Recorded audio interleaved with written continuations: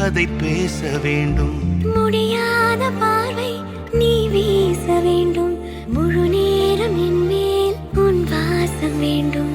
இன்பம் எதுவரை நாம் போவோம் அதுவரை நீ பார்க்க பார்க்க காதல் கூடுதே.